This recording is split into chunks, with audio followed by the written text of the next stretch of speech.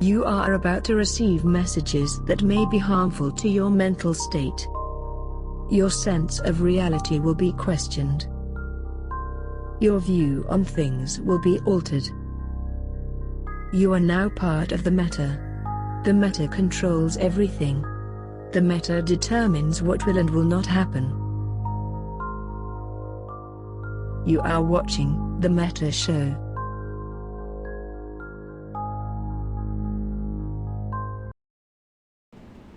Here we are. Hi! Yes! I pressed Hello, button. hello. And I did You it did, right. in fact, press button. Everything is wonderful. It seems like we're all here. So it's good to be back. I missed last week because we had the Madison Summer Swarm event in town. Yep, We had a whole bunch of people.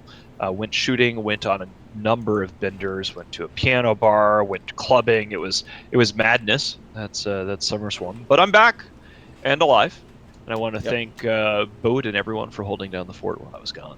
Yeah. And whoa, sub spam already. Jesus Christ. Max Pax, Ronnie Hugo, Artawe. Better show, best show. Thank you. Speaking of holding down the fort, I found out on Monday that my doctor is 99% sure I did not tear my rotator cuff. So that's great news. You were gone, but I was doing some weightlifting and I heard a pop followed by like 50 pops. And then I kind of panicked. And apparently I might have done some really obscure thing that has to do with the bones and where the tendons sit. So, yay, I'm not dead. That doesn't sound obscure. That sounds very painful. Yeah, but also, wow. So Ingress 23 months, Trainwreck 730, Hildifer! Darth Hill 22, Hildifer for 42 as always. Badass. And 41 from Miza. Thank you. Wow, this is some serious sub spam. Yeah, we had a lot last week too. I'm impressed by this. Crazy show today, right? Well, crazy if you consider that it's the third straight week of nothing but wins. It's an interesting kind of show. Like, and I want to say this. Like, even though the Imperium is at war, and this is a show from the Imperium News Network, we do try to be actually fair and balanced. Like, when we get our asses kicked, we want to report on it. We don't want to like hide that that's happening. But ever since X-47, particularly with the news that we have from the Eastern War, which is some news, and we've got Villy on as a guest who can give us an update on what all is happening over there, or what little is happening over there. It has just really been one long string of wins for Imperial Legacy in one flavor or another, which is pretty cool. High fives all around. So we've got Villy and Jay Amazingness on today as guests. Do we want to... I'm actually, like, in terms of, like, show notes here, I'm taking a look at what we have to go over. My deck, I can't say your name, Mike DK100, thank you, 3 months. I think we should start with what happened in Delve. We need to figure out at some point here in the show, yeah. like, I want to hand things over, because I've noticed on the show notes that we don't actually have, like, a Villy section. Oh, yet. Yeah, he'll like, have a section, don't worry. So I definitely want to have a big update on everything that Legacy has been up to on their side. But yeah, let's start off with some of the things that's been happening in Delve, because Jesus Christ, what the fuck? Yeah, so Delve has been routinely getting some special guests. Bomber's Bar has ramped up its efforts to focus on nothing but Delve. For a long time now, a lot of people have said back and forth that Bomber's Bar were a neutral entity. They're completely neutral, 100% neutral. But we've known better. They one of their head FCs is a direct ties to Right Rick and Slice. And they constantly do fleet work with anything like objectively related to Slice. During the previous war, they only ever dropped goons. It's pretty common knowledge. Well, Bomber's Bar has been trying desperately to drop in Delve. It has failed miserably. They've kind of given up all pretenses of who they're hunting. On top of that, we've had daily Ferox fleets from Fraternity come to Delve. Those have been getting wiped out pretty much daily by a horde of Titans. I recently got 50 of them in a DD. It's been quite amazing. And then Jay Amazingness has some reports here from Delve as this happened. We have a nice, lovely link for you here in stream chat. So Jay, why don't you tell us what happened just a couple days ago that I fucking missed? What was yesterday? So yesterday, was chilling on comms, and someone was like, "Oh, my Rorqual is tackled by FXR." FXR recently got kicked out of the North. Well, we didn't actually kick them out. We killed one Fortizar of theirs, and they That's French connection, so people Yeah, know who French. they're FXR are. former the culture and whatnot. So they moved to Iridia and they moved to Harfib and they've been toasting Fountain a little bit, which has had like no effect. So they thought, oh, but Fountain was too hard for us. Let's try Delve. So they've been trying Delve. They tackled a Rorqual, and they decided to drop 5 Dreads on the Rorqual. You know, they might kill it. However, we have a standing fleet in Delve, and we also have a shield super camp fleet. So the dude was like chill as fuck. He was like, "Hey, there's my Rorqual's tackled, and there's 5 Dreads here." So I jump in, like I tell people to jump in like 10 super carriers, and we kill. I think it was like 15 actually that we jumped in, and we killed them. Yeah. These Dreads pretty quickly, and then we're all sitting there like laughing it up and like I don't know, looting the racks, I guess. And some dude was like, like a claw landed, and some dude was like, "Ah, they're gonna sino in more Dreads on us, and I'm gonna get dread bombed." And then actually happened. They dropped 68 Dreads and a couple carriers. But by that point, we had already pinged our Super and Titan group to log in because, you know, well, you log in everything if there's a couple Dreads just in case. So we were instantly ready to escalate, and they killed 9 Faxes, and that was it. They couldn't. We had a few Nixes that jumped in, which they were unable to kill. These were armor tanks, Nixes, that shield tanked in the middle of Delve. None of these guys had shield hardeners. We had enough Fax on grid that the 72 Dreads could not kill an armor tanked Nix. That really is just a beautiful shout out- battle report. Like Shout out to dead. Diogenes on that one, because Diogenes jumped in his Ragnarok and got a pretty good bosun on them. Yeah, So I said to him, they ate poop. Lots and lots. That was that was very articulate, but yeah, Oh, it was it is. just It is. completely It's one-sided. the thing is like What I was Quote is just trying to saying- say is that they were tactically defeated in one of the most excellent and no, what? It's not complete excellent. No, I'm sorry. They were no. annihilated. It doesn't We work. did an excellent Demolished. job. We did an Defeated. excellent job of annihilating them. Right, but here's the thing is, like, we've learned this from a group that does downtime drops, a guy named Stardisu. I'll mention him real quick. He does downtime drops using blue alts. And the only reason that they kill anything is they get in there, kill the target, get the fuck out. And if they die, they die, but they drop everything they have available, kill it quickly, and if they don't kill it, then they've just lost, right? In this case, it just feels like they were trying to slowly escalate nice and gently, and it just doesn't work. It doesn't work anymore. Faxes are too strong. It's just too powerful right now, and since CCP's walked back their point of order to nerf faxes, it just ain't gonna happen, so... Yep. Well, that's yeah. So that's kind of one-sided. One of the things that Querns is pointing out in chat is that Yep. memo to hostiles is that if they actually want to try to harm something in Delve, they need to like commit, like for real, and just throwing Dreads around. I guess that's a commitment. We could see more of that kind of commitment. You but, would need 200 plus Dreads to really put a worry on people, right? Like, they're just... Today's Eve is just too big. But anyway, real quick, someone's asking, PM me on Jabber and was like, what the heck's on your screen? This is, Carlitos made a Mittens. Catlos, you mean? Or Catlos, yeah. Why do I say Carlitos? Anyways, he made a Mittens, so this is Mittens B. And he also has another image, which we'll show here in a minute.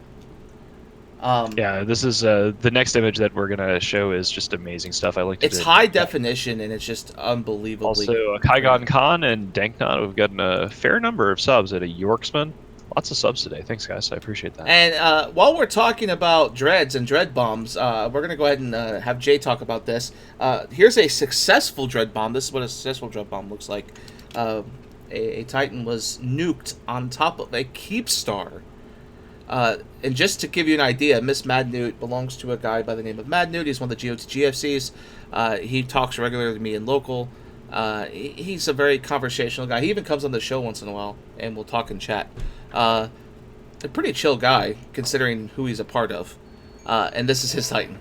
And it's brand new, I think. So, Jay, what happened here? How the hell did we catch a Titan on a Keepstar? well, I think it was Alice and John that did this one. I wasn't around for a bit. As far as I can tell, it was Alice and John. They saw him drifting off, and they played it slow. They was like, oh, okay, we'll just leave him for a little bit, see if he drifts off further, and drop on him. So they they formed up all their Higgs and whatnot on a Titan, and Yep. bridged in. They got tackle on him, and well, he dropped dreads. Sadly, the dreads didn't get out because it's quite easy for them just to undock supers and Titans, just DD volley dreads off the field. But they're all insured, so dead Titans worth some dreads. Yeah, it was pretty amazing because their response. If you watch the video, I mean, I can't share the video because it has comms. I don't know if they want us to share it, but in the video you hear Boris, who's one of the court guys, go, I've got him hig pointed, and they go, okay, like Sino. And in the video, you watch them. They're on a fucking keep star in the staging system of our enemy. All the enemy had to do was unlock all their dreads and DD, right?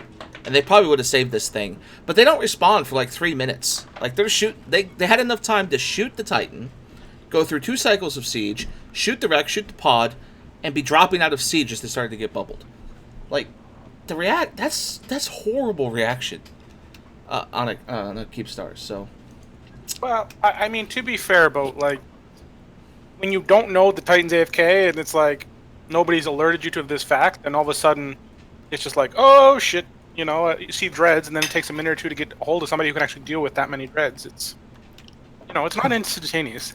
maybe, but Sword Dragon was logged in when this thing died in local. Yeah, Well, this was let's, a UTC Well, trial. to be fair, I'm logged in many hours Right. where I'm not sitting at my computer, right? And I'm sure Matane and yourself are the same. I don't know. Well, I mean, I'm not actually logged in, but You'd have to play Eve, wouldn't you, Mittens? I mean, But I want to segue over here to, now that we've sort of given the first round of updates, we actually have more Imperium-related victories, but Yeah. I think it'd be rude to focus entirely on the Imperium when we have a guest from the Legacy Coalition. While the Imperium has been blowing up lots of stuff on the western half of the galaxy, Northwest, there have been a lot of interesting developments, like Skill Yourself moved back to Ethereum Reach, and a whole bunch of other things have happened on the Eastern Front. So, Billy, the floor is yours. Can you just tell all of our guys and everybody who's watching what's going on over there and how are things shaping up for Legacy? Well, so the original invasion force of Pandemic Legion, Skill Yourself, Triumvirate, Volta, Lumpy, NC non-supers, like the whole crew is effectively disintegrated. I hate to put it like that, but at this point, Pandemic Legion has recalled their super caps, which they went back for the TR-07 timer, and then they never came back. This morning, a large chunk of the remaining PL super started heading back to Geminid, to the north through Geminid, Cache and Detroit as well, which means that odds are they don't intend to come back. So, there's no point to bring your stragglers back up north if you don't intend to. If you intend to come back, there's no reason to send them up north, unless there's some big timer or something, and we know there isn't. Skill Yourself and Volta pulled out yesterday. They started moving their super caps back to Ethereum Reach, I believe, Malpace. I can't remember what their home region is, but in the drone regions, which effectively puts them 3, 4, 5 sinos away, which is more than enough, maneuvering room for us to effectively say they're gone. And with that taking place, that means the number 1 and number 2 supercap force on the Eastern Front for the Southeastern Bloc, or the Northeastern Bloc, I should say, are effectively gone. They've left the theater, which leaves Triumvirate, Fraternity, Lumpy, effectively holding the bag, with Black Legion, sorry. And in that, the only time these groups were truly threatening is when they were all together. And now that they are effectively split, any pressure on the Eastern Front that, they were trying to falsely maintain, periodically reinforcing Fortizars, etc., is effectively gone now. There's no real punch behind anything now. So the Eastern Front, in all effective reality, has effectively collapsed. There's no real other way to say it. And I'm tentative and hesitant to say that, the war on the East is over, because, there's still a fair group of hostiles here, and, they want to do evil things to us. But the reality is that the strong forces are now gone, and that doesn't leave a whole lot of room for anybody else to really do much. So I don't know how the theater is going to develop over the next couple of months. If Tri is going to turn around a little bit, if Fraternity is going to, Fraternity is so dumb that you can't even predict what they're going to do. They as they see their allies moving away, they move deeper. They less allies, let's go in harder, boys. I wonder if that's a Yeah. cultural thing, because I was watching the Rooks and Kings video about life on the Serenity server, and they talked about during the Great War on the Serenity server how it was very different from Tranquility, where even though one side would be losing, they would still put everything on the field and kind of die gloriously. Kind of like it reminded me of musketeers in like the Napoleonic era. Yeah. Like we'll just all stand up in a line and shoot each other until one side falls over. And I wonder if the Fraternity strategy is sort of based upon Serenity style behavior. Well, that's a recent develop on Serenity too, in the last couple of years, because it used to be they would only do that if they thought they could win 100% of the time. The reason their BR happened was because both sides thought they were going to win, so they alarm clocked.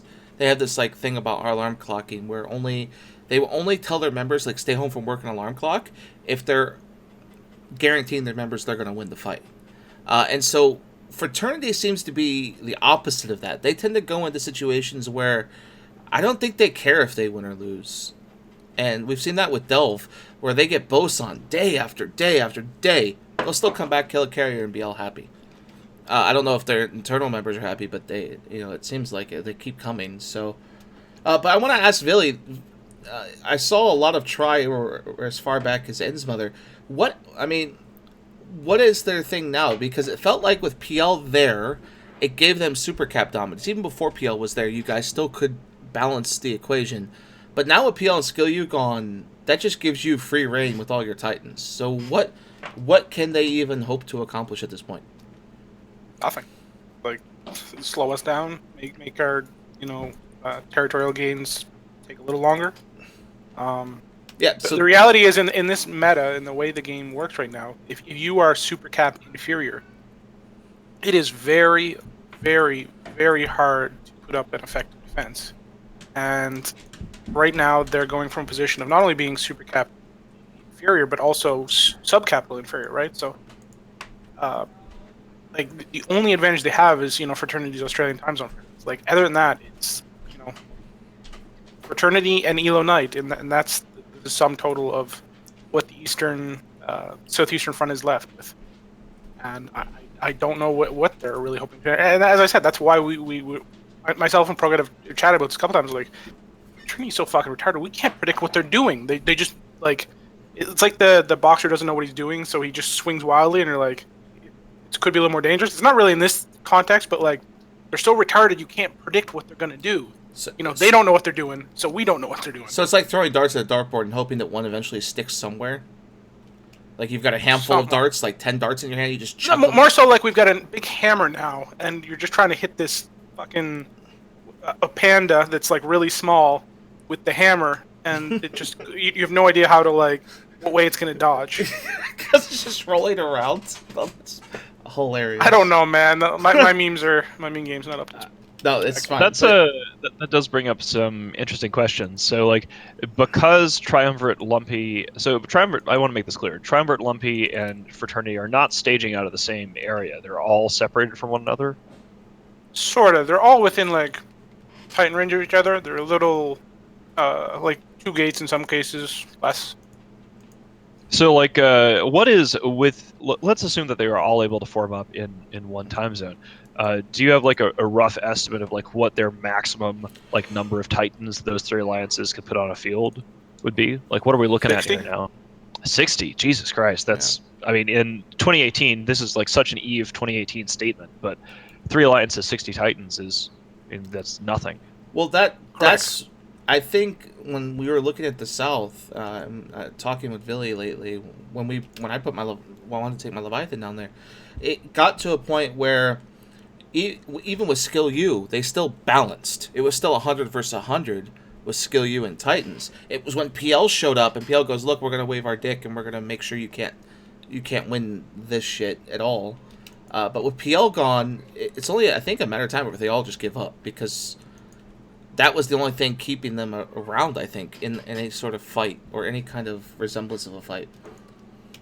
But that's the next question, I guess, is, I mean, their plan was to get back at you. And well, it's funny, actually, because there's a point we're kind of missing, which is Triumvirate's the one who set this all up. And Triumvirate's the one who kind of convinced everybody, this is the war you want to be in on. You should come have fun with us, etc., etc. Interesting. And, you know, everybody was like, okay, and not everybody was sure, but once the snowball got rolling, everybody was kind of interested, and everybody took the chance, I guess you could say, to, you know, get in on it. So, you know, Skill Yourself came, so then PL came, and everybody was like, okay, we'll play this game. This could be cool. This could be fun. And Triumvirate has kind of been the one that's, funny enough, like, you read their, like, internal stuff sometimes, and it's just like, it's everybody else's fault about everything. It's like, oh, Skill Yourself's not putting enough work in. PL let us down. They're going up north. They can't be bothered to do this. And yeah, it's just kind of funny how the whole wheel has turned. And Triumvirate, like, they're trying to make a play. And the funny thing is now, they're actually weaker right now, as I see it, almost than XIX, which is incredibly, like, ironic in the way things have worked out. Wow. Well, and that here, that's an interesting point you bring up. You say Triumvirate was the kind of the kingpin telling people, hey, come over here. I was always told it was NC Dot telling Tri, hey, you guys need to start doing something down there. TES is becoming an issue. We can't have XX rebuilding. You know, get your ass to work. A lot of people, at least they told me, they said it was Vince saying, look, get your ass in gear, start doing stuff, or we're just going to forget about you. So that's interesting to hear it be from Tri. Well, that may be true, but my understanding is that Tri's got the one who got the snowball rolling. Yeah. And it's interesting too, because a lot of how the line members see wars, especially with social media the way it is with Reddit, is they see it through the eyes of Reddit. And you see, in the case of GOTG, and to kind of segue to them, the way that they spin things to make it sound as favorable as possible. For example, today, they had a lot of timers they needed to defend, a lot of structures they needed to hit. We had fleets running around through Fade and through Pure Blind, just wrecking havoc. And they kept telling their members that, oh, Goonies are coming for DW, guys. They'll be here any moment. We're going to camp DW for an hour. And that's literally what they did. They went 2 jumps away from their home. They put bubbles on a gate, Sino jammed it, and sat there until they said, fuck it, we're going home. We won. High five. Great job, guys. We accomplished our objective. Attaboy. Just, how as a line member in GOTG, or in, I guess now Fraternity, how can you listen to your people say this day after day after day and not question it? Not look at, like, Reddit or look at other sources and go, what the fuck? Well, I mean, one of the things that we're seeing, talking about, like, hostile line member participation, is while they might not be turning coats, like, you know, fleeing for the exits necessarily, one of the things that Jay and I were talking about earlier, and I want to bring Jay here on this, is, like, what have we really seen from hostile participation up north? Like, if you could describe what you've seen from what the enemy is forming up, what kind of ships they're bringing to the table, what their numbers are, how have things gone in terms of line member participation for the last couple weeks up north? So imagine like a line, like a graph line, and it just goes completely down. Here's a lake. They've been forming they've been huffing for like 2 days on like a timer. Hey, everyone get in, the guaranteed fight is what they tell their dudes. And then they'll come to it and they'll be like, okay, let's form up the fleet. Obviously it's a merged fleet because they don't have enough numbers to run their own fleets. And it's like 150 people, 160 people, maybe 200 if it's like EU time zone. But that's with like GOTG, NC Dot, Mercenary Coalition, and Horde there. That's like 200 people in fleets. That is really stunning, because if you added up the size of these entities and you saw the amount of numbers that they were put on the field, you know, in the X47 fights, at least on the first one, the first 2 really, we were outnumbered. Like, they had more dudes on the field against us than we had brought to the table. And so I think what's happened is these guys have basically just really been crushed from a morale perspective. after the X-47 loss. I mean, I don't know. Maybe they were making I think Killiby was making a joke about going off to play Battle for Azeroth after the WoW expansion came up. He came on last week. He came on the show, and we spent a half hour trying to convince him to say what he truly feels about the situation. Now, of course, I won't reveal what he said after the camera was off, because he did say some things privately when the show ended last week. But the TLDR from the show, for Mittens, since you were here, is, a lot of us are just on a little break right now. Like, Killiby himself is literally playing WoW right now. I mean, to be fair, the Battle for Azeroth expansion is pretty good. Yeah, I've been playing it. It's the first time I've actually played WoW in a million years. But at the same time, you don't see, like, our guys are playing the WoW expansion, but they're also playing EVE because they're fucking winning, and this is a lot of fun for us. The other guys are, and also, WoW these days, having not played it for like 10 years, it's so much easier. It's not like, oh wow, you can play WoW or EVE. You can like level up in basically no time whatsoever, and instances take no time in their dungeons now, and whatever. Anyway, the WoW stuff can sit over here, but it does seem like a lot of the bad guys are actually just playing WoW. Yeah, we talked about this last week, and we'll talk about it here today too. You're noticing a pattern, and that pattern is something, and I guess to quote Killiby, is if they're not willing to defend their own space, fuck them. He literally said that last week. Like, if they're not going to defend their home, I'm not doing it for them. If they want to defend their home and they want to survive, I'll be there to help them, right? He's not going to prop them up. He's just going to assist them. And in the battle report I just linked, where they lost 130 billion ISK.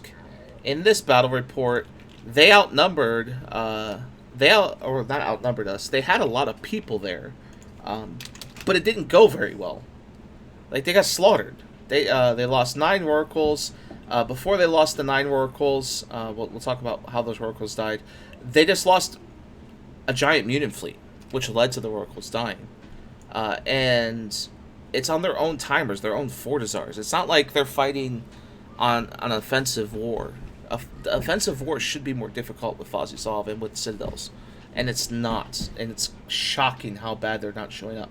I mean, if you look at the numbers here, this battle report from the 19th, we had 135 CO2, 120 NC, and then a very smattering small amount of the rest. TNT has bringing 63 guys, brought more than Darkness did, brought more than Slice did, brought more than Horde did. These three groups funny enough, are but bigger than TNT. You don't take proper credit for some of the things you do. Like, you have effectively turned off the region of Declan, right? Like, it's off. Oh, you're talking about NGSA? Yes, so you have to realize, like, we don't talk about it a ton, but, like, I've rolled through, Declan, and it's like, you have 3-4 fucking dudes in any system. How can anyone... Would you like anyone... No, I know all the background of it. How can anyone do anything in that space without, having the comfortable feeling of, like, a very large protective gang? Well, that protective gang also has to be in a position where, the people that want to Oracle Mine or Rat or whatever know that if they get caught, there's actually enough people in that gang to save them from what you guys are going to bring. So all of Declan is shut off. So when you say Darkness and, Slice, all this, they don't even live in Declan anymore. They're living in Dog Age with some of the other people in Branch. And they've had members flooding out to other places for almost a month or two now. They've actually taken it a step further because of the effectiveness of NGSA. And I didn't get to reveal this last week, but I will reveal it now. They've called CO2 and the Pure Blind Fate entities into Declan, given each alliance a constellation to rat and mine in, and the reason for ratting and mining is to make money, but the leadership level reason is they need to keep the ADMs up in Declan, because they're afraid we're going to start hacking Declan and start hitting Declan. The only reason Declan doesn't get hacked right now is it's time to downtime, it's time zone tanked, and the ADMs are high enough. The ADMs drop, you lose your time zone tank. Now Declan starts to fall. Right now, what you're saying is they're using a CO2 Radder meat shield to keep their ADMs up? Yeah, they've actually told CO2, stop ratting and mining in Fade. We don't give a fuck about Fade. Here's your constellation for your whole alliance. Go rat and mine here while you live in DW and defend us. So they've actually pulled him back deeper and deeper. And I asked Killiby about this, and he wasn't really clear. Mittens, maybe you can comment on this because you weren't here last week. We realized that the North was fucked and immediately went into low sec and got as far away from being trapped as possible. These guys are doing the opposite. They're going deeper. They're going. Well, from I think pure blind fate there's into a death. strategy on their part because they know that compared to our region, their regions suck. So, like, we've made it very clear that the reason why we're doing this is that we're punching downward and we're trying to run up the score to increase the lead between us and our enemies in terms of economic might and super capital strength. So, from a certain perspective, their strategy now makes a lot of sense because in the Casino War, the enemy was actually trying to take the North. And in this case, these guys just have to, like, try to run further and further away from us so that the beatings stop. I think that the entire scenario there has been really curious. One of the things, talking about like the morale of the enemy, this is just a purely anecdotal thing, and I understand that I've banned a lot of people from the Metashow chat over the course of this war, but we've always had, I don't ban people who are constructively critical. Like when our enemies come into Metashow chat and they're just saying, I disagree with you or whatever, I don't nuke them. But if you notice, earlier on in this war, before X47, you would have people coming into the Metashow chat pretty much nonstop and talking shit, and it is fucking dead silent. Now. Well, K-Killer brings up a very good point. Like, I'm not sure if you're tracking the moment we dropped the second ULX Keepstar. Are you tracking this dead silence? So like, ProGod was streaming because he likes to be a streamer and stuff, and he was streaming our camp of the Fortizar and ULX where we camp in the capitals. And Doom and a couple others were in his stream shit-talking him. As we dropped the second Keepstar, he'd be like, yeah, we're willing to go again. Because, they were like, oh, we won, we had all this for. And after that, it was complete silence. Right? Like, The silence of the grave. It reminds me of fighting Bob back in the day. When you'd punch Bob in the mouth, they would talk and talk and talk and talk. You'd hit them once, they would lose the fight, and they'd be silent for a week. Until they mentally recovered, and then they would start talking shit again, and then a couple weeks later you'd punch them in the mouth and it would repeat. And that's these guys. Well, it's more than that too, but like, you gotta realize this war has revealed some major issues with Pandemic Legion and Northern Coalition, right? Who before this were seen as the invincible super capital forces. And now that these flaws have been revealed, and the fact that perhaps their super cap FCs aren't that good, perhaps they're right. They have been relying on the fact that they just had more numbers for years. I gotta create an analogy here. Part of what we're seeing, like, is we've got Corpse bailing out of Pandemic Legion now because of that. We've Pandemic Legion got shit on by some people in Great Wildlands earlier today. Oh, they got when is the last time you could say that happened? Right, like they got stepped on by Caldari militia, who have left Caldari space and are now in 0-0. In Great Wildlands. A quick update here, as Kanar Manager 1 asks in chat. Yep. Who did leave PL, for people who don't know? Well, nobody has left PL yet, but there are some excesses. There's a lot of fence sitters. A lot of fence sitters. Well, no, they've been moving their caps out. So. Here's some news, Billy. You wanted you were talking about how NGC works. Let me give you an updated numbers because we actually hit some new numbers last week. We're up to 528 active campers, either online or offline in their assigned systems, spread out over 89 systems. It's gotten to the point now where the systems for FRX that we've been asked to camp are now in the hands of Initiative or Goons, and I have campers daily asking me, "Boat, are we supposed to still AFK camp our friends?" Yeah, well, that's someone thought would never happen. French Connections is actually starting to make. They appeared in Amencia yesterday, put down a couple TCUs, and we're like, "What are you doing?" They're like, "Oh, we want to be friends and be neutral and live in this area." They might have 70 dreads, Billy. Be careful. Not anymore, I don't think. But it's just like, yeah. Well, here's a great analogy, and this is might sound horrible, but a lot of people say that, they don't like Sword Dragon. They can't stand Sword Dragon. Yada yada yada. The thing about Sword Dragon, and this might be a bad analogy, but I'm going to go with it, is that during World War II, it eventually got to a point where keeping certain enemy leaders alive was just better because they wouldn't get out of their own fucking way, right? They had all these generals and people. I mean, you probably know where I'm going with this, Vince. But it was like you had. What the fuck are you talking about? Okay, during World War II, it was just better to keep Hitler alive than to kill the man. What do you? So with Sword Dragon, Sword Dragon You know is so any bad. actual- Oh history? my god! First of all, that's wrong historically speaking. Wait, no, Second of all, what? it's not even fair to start making a compare. I'm not- So I was okay, cringing hold on, in no. the first place when it was a World hold War on, II analogy. no, I'm not trying to compare- It's a World War II analogy. Time to start cringing. No, And then okay, you hold compared on. Sword Dragon to Hitler, which is not fair. No, to not Sword in that Dragon. way. No. That's not what I'm saying. No, I'm not talking like comparing him to Hitler. Like, who hit? No, hold on. Your take. Wow. This came You're out bad. comparing the situation. The situation. Except it's It's better to except it's have. a situation that never happened. It's better to have Sort running the show and being the voice of GOTG because he's so. You can't make this shit up. It just does. All right, my words are really fucked up. I'm tired. Okay, fuck this. No, bro, your history is messed up. What? I am not aware of get it. any Okay. historical situation where they're like, oh, we could have killed Hitler, but we were like, he's doing the Germans wrong. We're gonna let him stay. They like, actually that was from no, Churchill that himself. didn't happen, bro. It was on History Channel this week. Anyway, the point is, Oh Jesus it's Christ. gotten to Like the point. Megalodon? Anyways, it's gotten to the point where, like, from what everyone's telling me, Sword Dragon is so uninspiring in GOTG that people just don't respond to him trying to give morale speeches daily. Like, he'll try to get on fleets and be like, hey, guys, we need to really get this going. We're doing great. Let's keep it up, in his broadcasts. And then people just look at it, yeah, like, what the fuck? Okay, whatever. Next. Okay, so I mean, I wanna back this up here a bit. So first of all, again, the History Channel is the place that plays like ancient aliens. So I don't really think the History Channel is where we go for history. It's more Teacher like, of our youth.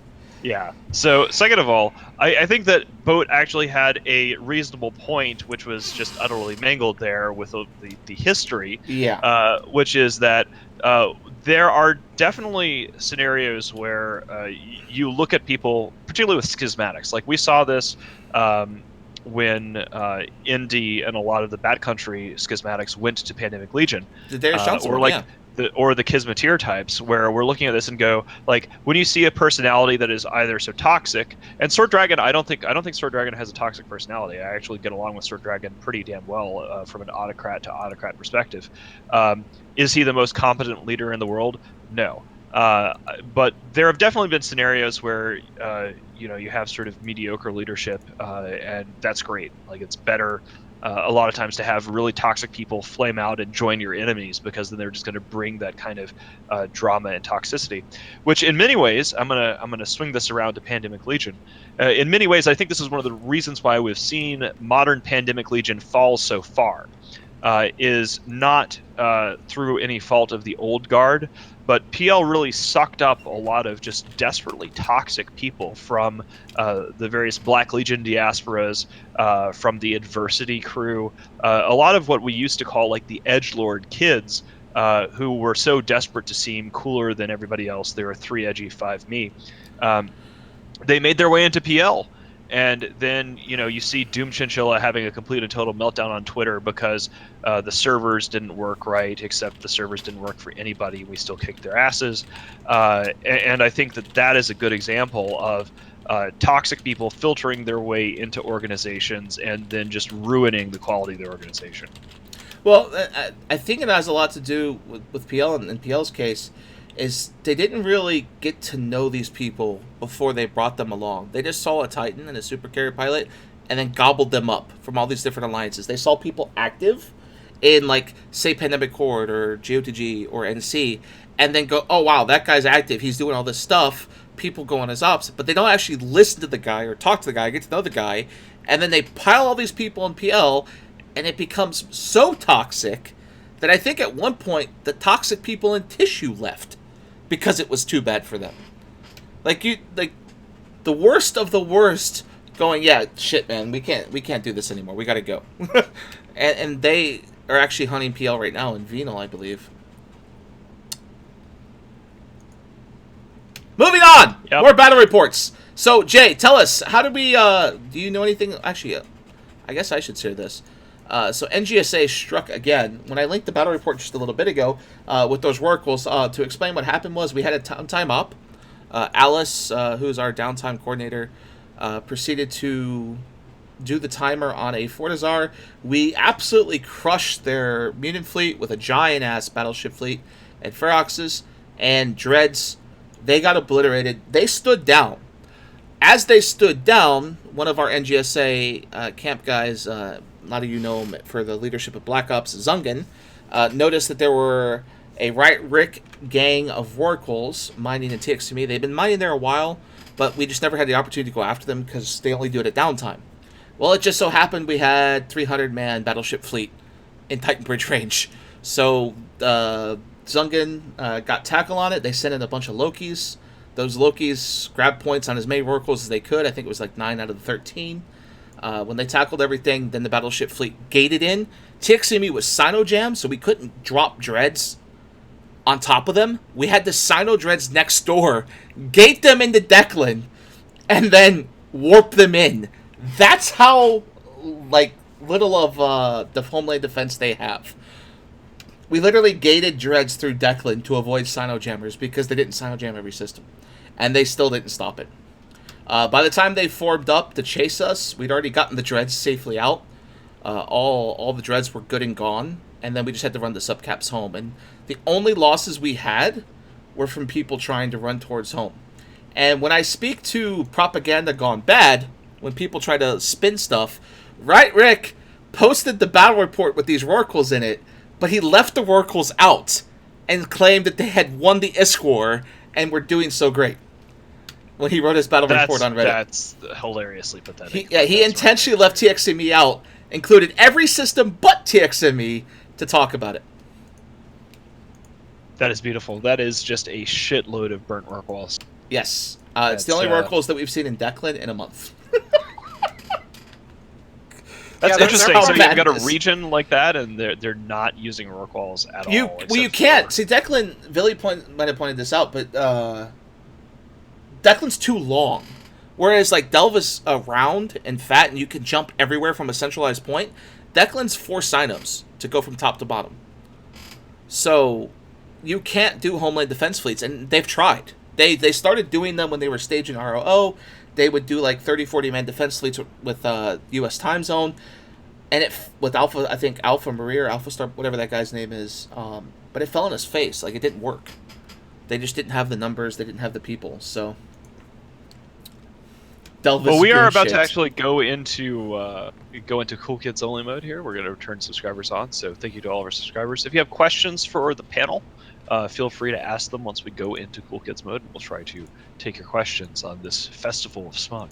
Okay, so let's go ahead and go to the next bit real quick. Jay Amaziness, if you could tell us about this. What is going on with Grand Theft Citadel?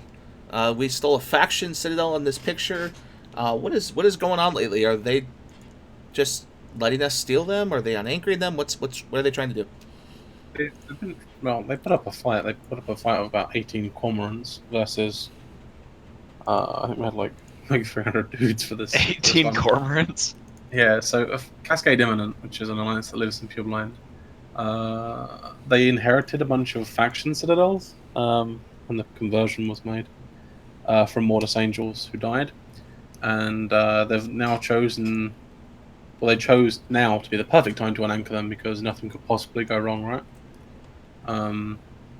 So they've been unanchoring all their faction forts, and this was the first one that actually made it to the unanchor time. And as they were going to scoop it, we noticed them, it's unanchored now. So we jumped in a rock wall, scooped it, and we walked out with the rock wall. And there's the Mar one, so I don't know how much that's worth, like 30 bill or so. Yeah. It's, They've actually cancelled. They've cancelled all the other unanchorings, sadly. So I guess we'll have to kill them. Yeah, they canceled an unanchoring Fortifizar that was in CCP that was due to unanchor on the DO6H gate just recently. But what's big news about this is these are the first faction Fortizars we've stolen. The other ones we started by reinforcing them, and instead of letting us get the kill mills, they formed 500-man fleets and then killed them themselves and claimed, oh, these guys aren't part of us anymore, it's a kill mill. They did that for 3 faction Fortizars. We announced today on the Fireside Chat that we're setting up a sort of a trophy room in 1DQ1. So every Imperium member who steals a faction Fortizar from anywhere in the galaxy, we're going to put up in a sort of a trophy room in 1DQ1 and show where it got stolen from and how that went down. So we're just going to try to steal as many of these things as we can. I got a question here from a Yorksman to Villy, which is, what has it been like trying to get people to come up north to assist? Has it been easy? Has it been hard? What's that been like from a legacy perspective? For the most part, it's been pretty easy actually this time. The super cap fights, it's obviously super it's complicated as hell trying to get the super caps up. When we came up with the second X47 timer, it's it's a process, and then it's a process getting them back. But for like regular stuff, like we're getting better with the wormholes. Obviously, I think we were up yesterday with a whole bunch of we've got some specialist doctrines that are kind of designed for coming out of nowhere, I guess you could say, through wormholes, etc. And they fixed the friggin' the drifter wormholes or whatever they're called, so that's going to make our life so much easier. But it's been pretty easy actually, and we've got a nice Fortizar set up now with all our northern capital caches, which is nice. It makes things easy. We're here for the dank frags now. We were playing for our lives in ULX, and now it's just oh, you guys are kicking the shit out of CO2. We'll get in on that. That's cool. Who doesn't want to come kick the shit out of CO2 a little bit? Yeah, it's a cool party. Another question actually from Ronnie Hugo regarding test, which is in the Imperium we have announced it's not a policy, it's just sort of a cultural suggestion that we want people to sell their ore in 1DQ1 instead of exporting it to JITA. And the question here is, has test leadership also made it a point to say to miners not to export things to JITA? It's not something we've mandated, but it's discouraged. And it's also important to remember that Esoteria is significantly more how do I put this? It's an extra 3 jump freighter mids basically from Empire compared to where Delve is. It's significantly more isolated, and you can sell your There's never been a situation that I'm tracking in the last 12 months where you haven't been able to instantly sell your, or at minimum at JITA buy value, at the lowest kind of thing. So it's not something we've ever felt the need to enforce, just because it's never been an issue. It is really interesting where we're in this scenario. Excellent, thank you for the cheer and for the donation at CO2 meeting. We have a scenario where because the enemy's mining and ratting and production has been so disrupted so effectively, not only due to the war, but again, I don't think Boat gives himself enough credit when it comes to the NGSA initiative. It's just been a fantastic success. Is the only area that the bad guys are really able to restock from is the JITA market. And if Imperial Legacy as a pair of coalitions simply stop putting anything into JITA, that's a hell of a supply crunch that they have to fight through. This is another reason why I think the rental model doesn't work. Because they have an entire region in Branch that they could just take all your ratting and mining ships, go into Branch, rat and mine in Branch. You have all this space out there. Goons aren't gonna fuck with you there.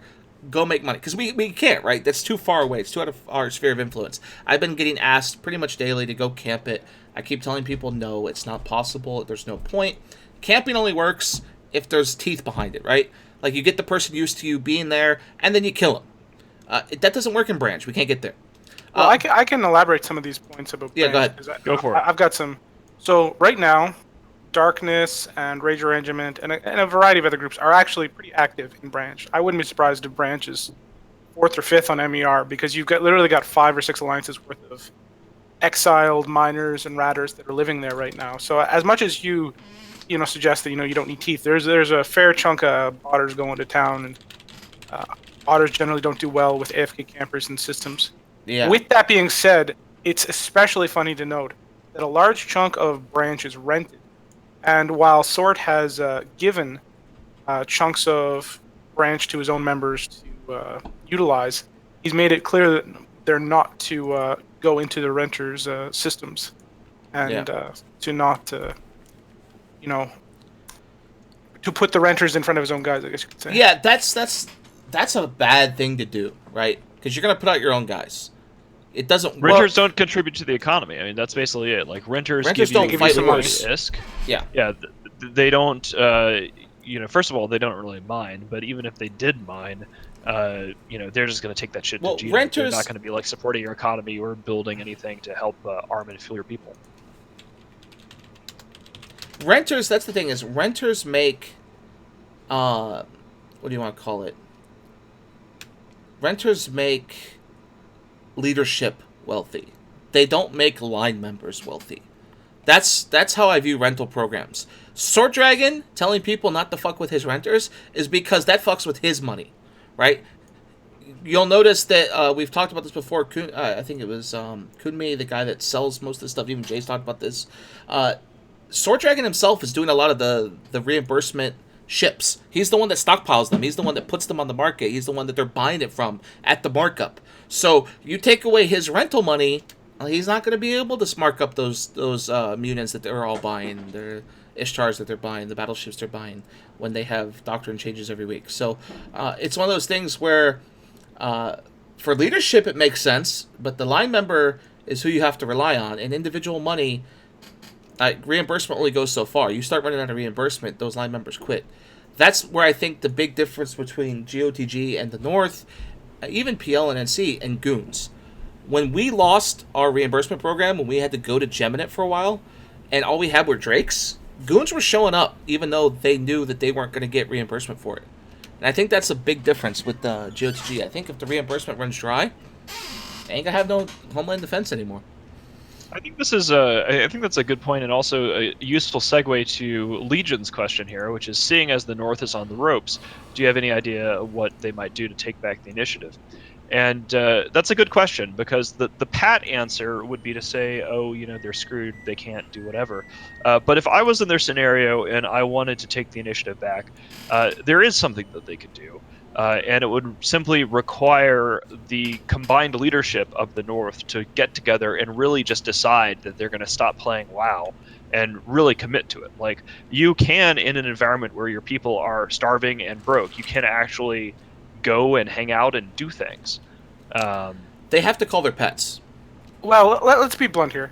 So the Northern forces, Horde, MC, PL, NC, GOTG, COT, that's the 6 core groups. As it currently stands, they're all split all over the place, and they're not super, I don't want to say loyal, but that's maybe how I'm going to phrase it. Like,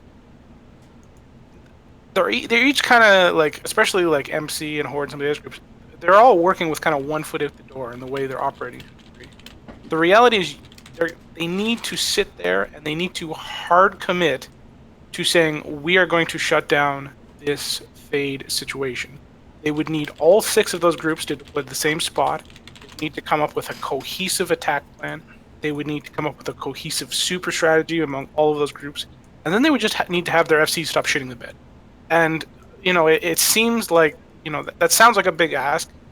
But as much as, their FCs have been shitting the bed a lot, I've also seen you guys make a ton of mistakes that they just haven't been able to capitalize on, right? Because if you get enough leeway, people just get sloppy, and that's natural. Like, Just is not a victim of this either, right? Like, people just get sloppy. People will make mistakes. This is a game. It's hard to be, 100% disciplined 24/7, right? So they need to really buckle down, focus, and I don't know if that's in them. Is kind of the sad reality. It requires a strong leadership. You have to have somebody who motivates you to get out in your ship and to go do it. And then you have to have people that are willing to go put the effort in. EVE, to me, in the last 5 years, has been a game of effort. If one side is willing to put more effort in than the other side, they're going to win. It doesn't matter if that one side has 1,000 Titans. We've seen it with Pandemic Horde when they were new. They out-efforted a lot of people and were able just to crush SMA, and SMA should never have lost to Horde in that situation. But Horde was willing to put the effort in. You're not seeing any effort out of these guys. They're doing the bare minimum to keep their guys showing up in fleets, and even that is not really a lot of people. You're seeing, like you say, that they're split up into areas. It's, in Horde's case, it's even more weird because they have this group called the Partisans, which are deployed to DO6 and form up fleets, but they get like 100 guys. When at home, Horde's still trying to be at home, right? Their allies are facing a threat of death, GOTG, but support's not willing to come out and really support them. They could have 1,000 dudes here in DO6 on a daily basis, and it just doesn't feel like they want to. PL's doing mining fleets where they're covering their mining fleets from 15W, which is 3 Sinos away. NC, what's his name? Killaby came on here last week, said they're building a shield fleet for Homeland Defense.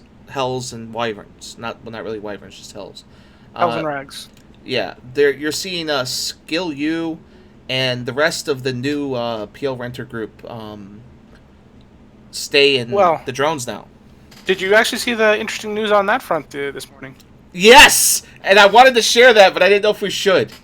Should we enlighten the people? Should we share boat? What kind of a question is that? Billy, why don't you go ahead? This is the Meta Show. I'll get the battle report. Nothing but reveals 24/7.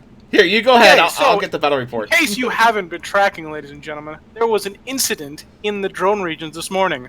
At approximately, I don't know, early in the fucking morning. 80. Don't interrupt me. I'm trying to give the news. Go ahead, give the news. I apologize. So, apparently, Laserhawks attacked a member of Brothers of Tangra and a Renter Rorqual. And this was not received well by Brothers of Tangra, and they responded with a proper super capital and capital force to protect their Rorquals. However, Laserhawks, beaten back, losing apostles on the edge of defeat, was backed up by none other than Hard Knocks, formerly friendly with Pandemic Legion and Northern Coalition. Yep. And this has caused great drama, as a total of 140 billion ISK was destroyed by this crew of Laserhawks and Hard Knocks. Laserhawks and Hard Knocks, yeah. What gets even better is it's Hard Knocks citizens who are renting the region just north of this region. So we knew that the Hard Knocks citizens thing was a ruse. Is it possible? Could we be looking at the next Renter Wars? You know what I think it is? I think it's just Hard Knocks and Laserhawks. The upcoming series of Storage Wars is starting soon. I think they just want to put these renters there. But what's great about this battle report, if you look at the battle report, the Rorqual survived that started the incident. He lived. And I think it was like Ghost Legion and all these other random groups. The people that were literally just fucking kicked out of this place when they were working with XIX are now fighting the new owners of the place. It's absolutely wonderful. I think it's great. I think they should keep it up, especially with Skill U Home. Keep it up. Hard Knocks? Yeah, I think Brothers of Tangra? I think all the above. above. What are you talking about, boat? All the above. Fair enough. Because now, isn't Skill U Home now? Where does Skill U side on this? Do they help Brothers of Tangra, or do they help Hard Knocks? Who do they defend? Who do they protect? What we have is a situation where anyone could, in theory, attack anyone. This might not even be a break. This might... What? This could be a break in the Blue Donut! Are we seeing the final sprinkles go on to the tastiest of treats? Are you what saying, is happening? You're saying someone finally took a bite out of the Blue Donut? Wow. That's beautiful. Yeah! So interesting times. I'm going to be curious to see what comes of all of that. Well, it's hilarious because we had... This is so crazy. You could see this on the History Channel. Who would be watching this? God. Actually, I got spammed with links on Jabber that I was correct. I just don't want to go back into it. But anyway, so sure. Let's move on because we got one more thing to talk about. So, going forward, we don't ever reveal strategy on this show. But to come back to that question real quick that someone asked, what do they do now? Their only way to win this, like their only victory condition they have left to them, is to consolidate. You take everybody they have. You pull it all back into one centralized place, maybe Tributes, maybe Tenal, and you leave the space to die. Just let it burn, right? You let the fucking place burn down, and then you wait till goons leave, because we don't want the fucking place. We walk away from it, you move back in. Ta-da! You still got your alliances, you still got your money, and you haven't lost everything. But the rate they're going now... There's a flaw in that plan. Oh, please tell me. They have a Gigax and a Gigax can't not feed. That's a very good point. No, you mean Miss Gigax, his wife. It's not My Gigax. error. I apologize, Mrs. Gigax. I did not mean to Insult her. assume your gender. Yeah. Wow. That broad's got some big hands, if you know what I mean. Wait, how does she still have her hands? I thought they got cut off. Oh my god. Wow. I'm sorry. I just had too much fun breaking boat. I think fun. you did just break both. But no, That's beautiful. he's right though. Like, Gigax has this policy of just taking every fucking fight. I don't understand. Because all his allies are like, fuck it, we're not going. He'll be like, watch me. Hold my beer, I got this shit. But no, but seriously, if I was them, it's the same thing we did. We realized we can't hold this motherfucker. We gotta regroup, put everyone in one place. And the only group that didn't do it are the group that ended up dying, FCON. Right? Oh, wait, whoa, boat. I hear what you're saying, and the Gigax Betrayal of Imperium was one of the best of all time. But I just gotta say that the Gigax problems with Legacy were kind of big too, and they deserve an award as well. No, so just so we're... I didn't get the Kanye meme right, but just so we're laying it down here, you ain't the only one who's been on the Gigax train, okay? But what is Gigax thinking? Now, let me ask Mittens this, because you're a leader, or maybe even Jay. You're Gigax. You've been No, I'm not. kicked No. out of... No, hold on. Lord. Okay, put yourself in his shoes for a moment. You've been kicked out of your space by PL I and don't wear NC. women's shoes, though. Yeah, well, anyway. You got kicked out of your space by PL and NC after you betrayed goons to help them win a war. Then you go south with Test, and you make friends with Test. Then you get kicked out of that space because you betray your friends there, too, and decide to attack people and cause war. And now you're up north, and you're literally the only people defending this shit. How long is it before these guys flip, or do they flip? I mean, like, I feel like it's happened before twice now, maybe even 3 times, I think. When does it? Gigax, When in do a they way, break? Is kind of like CO2 is similar to what Villy was saying about Fraternity earlier, in that it's hard to predict because it's so fucking stupid. Like, this is a dude who will self-destruct his own fleets just to try to make his ego go someplace. He's betrayed more people than anybody can even keep track of. Yeah. For some reason, people want to follow him, and at this point, anybody who's still in an abusive relationship with Gigax, you pretty much get what you deserve. It has to So, be abusive. You know, hey, like, it basically, like, at that point, you can't really predict what they're going to do because they're not operating under the same sort of... they're not playing the same game. Like, they're doing some sort of weird Gigax song and dance thing out there. But I do note that we are out of time for this video. Yeah, so I we want have to one more thank- thing to show you. Oh, okay. Better be good. Oh, it's absolutely fucking amazing. This is a New high Catlos art. definition Catlos art. Well, hold on, try not to hold on, let me get this right. So yeah, look at this thing. It's absolutely amazing. That's really cool. Well Yeah, done, Catalyst. that is a very... It's if you zoom in, we'll link the image here, and somebody have linked it now. You can actually zoom in on the image, if someone can link that real quick, and it gets bigger, and it's absolutely amazing. So yes, thank you for that. But we're out of time. But outside of being out of time, it's been a fun week. Next week will probably be just as much fun, unless something drastically changes. Hopefully we'll have more things to talk about. We'll, Yeah, keep this train so- rolling. All right, guys. Well, thank you for coming, and thank you to Villy and Jay Amazingness as our fantastic guests. And we will see everyone here next week. K Color says instead of hold my beer, hold my Adidas tracksuit. Bye-bye. Wow. See you next week. Bye. See you Later, next guys. week on the History Channel, where the Nazis let it happen. You are about to receive messages that may be harmful to your mental state. Your sense of reality will be questioned. Your view on things will be altered. You are now part of the meta. The meta controls everything. The meta determines what will and will not happen. You are watching The Meta Show.